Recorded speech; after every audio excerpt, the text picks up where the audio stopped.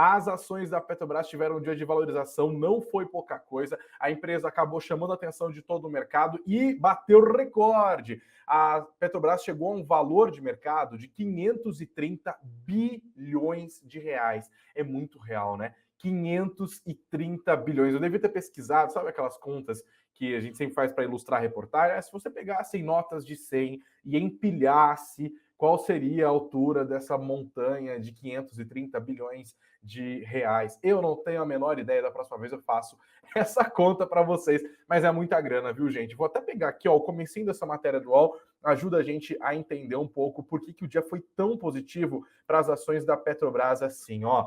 A Petrobras e suas ações atingiram este mês o seu maior patamar na história.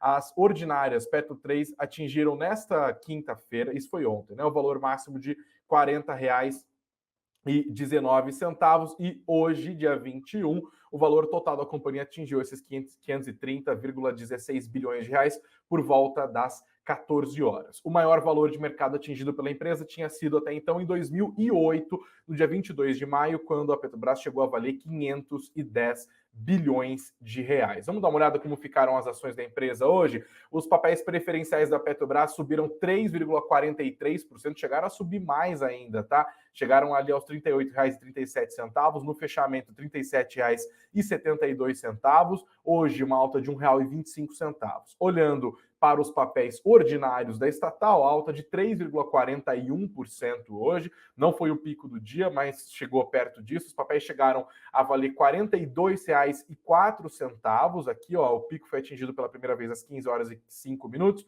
depois às 16 horas e 25 minutos, perdeu um pouco de fôlego, ainda assim essa alta de 3,41%, R$ 41,56.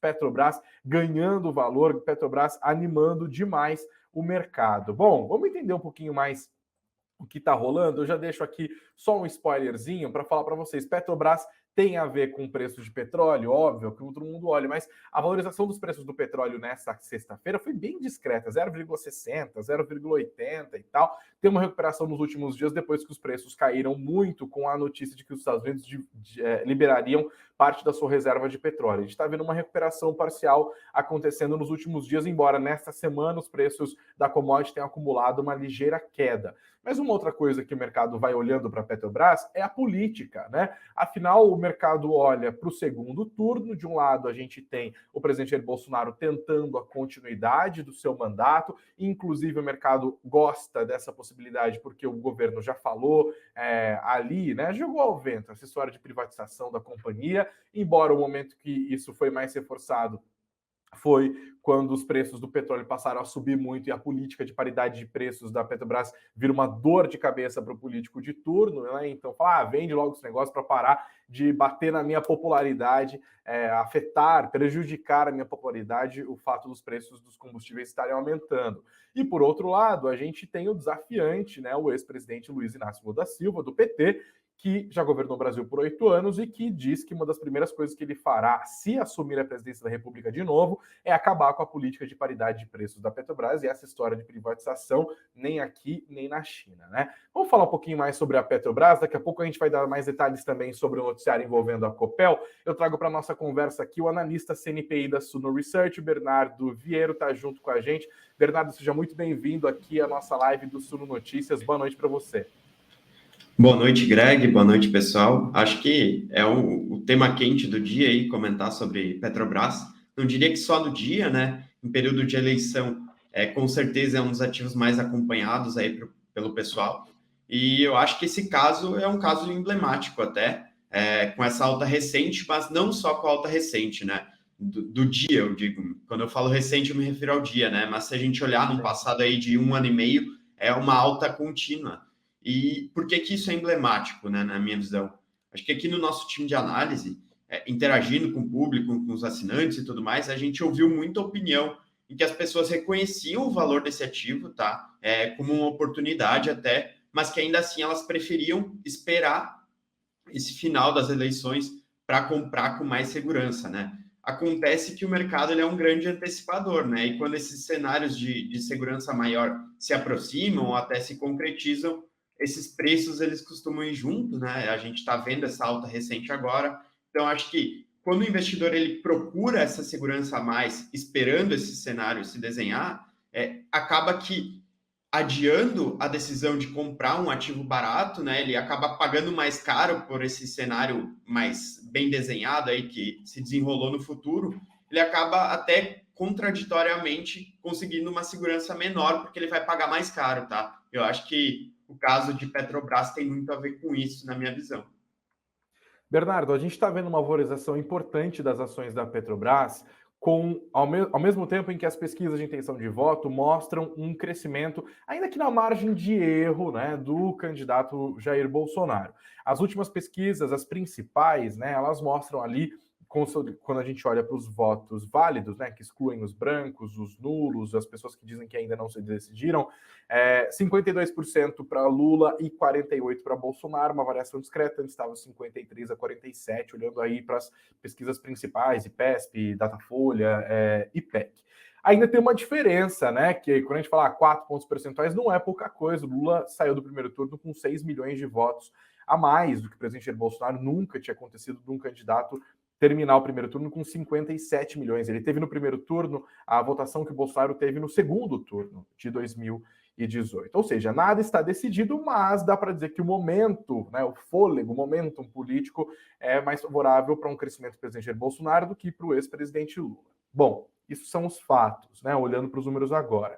Dá para dizer que o mercado, ou pelo menos os investidores de Petrobras, quando olham para a disputa do segundo turno das eleições presidenciais, torcem por Bolsonaro e não por Lula? Não seria tão definitivo assim em relação a torcer para o candidato ou não, mas uma coisa que é certa é que o mercado gosta de previsibilidade, tá? E aí, quando a gente pega que um dos candidatos é o presidente há praticamente 4 anos e o outro já foi presidente, mas foi num passado mais distante, eu acho que o mercado ele tende a preferir a continuidade da situação atual, né? O mercado já está mais familiarizado com o que está acontecendo na companhia e eu acho que uma troca de presidente acabaria ocasionando mudanças bruscas ali dentro da empresa, né? Possivelmente trocaria de CEO novamente. A gente sabe que recentemente a Petrobras passou por várias trocas, então o mercado ele gosta de ter previsibilidade e com essa análise relativa de que agora o candidato à reeleição, né, Bolsonaro, ele tem uma chance maior do que ele tinha antes de reverter esse cenário. Acho que o mercado gosta disso, né? O mercado gosta do fato de que ele vai ter um horizonte mais semelhante com o que ele teve nos últimos 4 anos, então consegue ter uma previsibilidade maior. Todos os fundos, todos os investidores, eles conseguem investir na companhia com uma análise mais assertiva, né? Se esse processo continuar e ainda assim a gente chegar lá no dia 30, vai ter live, inclusive aqui do Suno Notícias, né? Não pode, o pessoal já se preparem, estaremos ao vivo deixando o pessoal bem informado. Se ainda assim Lula vencer as eleições presidenciais, a gente pode esperar uma correção brabíssima no dia seguinte? Você acredita nessa possibilidade? Eu acho que é possível sim, tá? A gente nunca tenta prever tanto esses movimentos de curto prazo, até porque já houveram ocasiões em que as pessoas pensavam, determinado candidato é ruim para o mercado, outro é bom. E aí, como isso já era algo muito definitivo, quando a situação ocorreu, o mercado às vezes vai até na direção oposta, tá? Até por isso a gente prefere jogar esse jogo mais de longo prazo, mas isso é possível sim, justamente por esse ponto que eu citei, né? Isso sinalizaria uma mudança brusca aí na gestão da empresa, possivelmente mais uma troca de CEO, eventualmente diretores, conselho e tudo mais. Então, Política de é preços, né? possível que isso Provavelmente. ocorra. Claro, exatamente. Às vezes até o investidor ele pode não pensar que a ação perdeu o valor em si, mas como ele perde essa certeza na própria análise, as pessoas vão mudar, ele vai sair fora para esperar uma definição, para ver quem vai estar lá dentro tocando a empresa no futuro, para decidir se volta ou não no investimento, né? Isso pode ocasionar uma queda nas ações. Bernardo, eu quero aproveitar a sua presença aqui e falar ainda um pouco mais sobre Copel, mas está no assunto, né, estatal. Você acha que tem muita gente que é um assunto que divide paixões ali, né? A gente fala, olha, eu não vou ser sócio de governo de jeito nenhum, mas tem gente que mesmo com o pé atrás, né, o Thiago Reis, inclusive, é um deles, né? Mesmo com o pé atrás com essa história de estatal, olhou para os preços em um determinado momento e falou, mesmo assim, tá barato demais. Qual que é a sua opinião hoje sobre as principais estatais que têm capital aberto aqui no Brasil? elas representam mais risco ou mais oportunidade? Eu acho que é uma definição que hoje as estatais elas estão com uma situação financeira bem mais confortável do que elas tiveram no passado. Então, questão de endividamento, quando a gente analisa, a própria Petrobras, a Copel está com uma liquidez interessante, tá? Que é outro assunto que a gente vai trazer aqui hoje.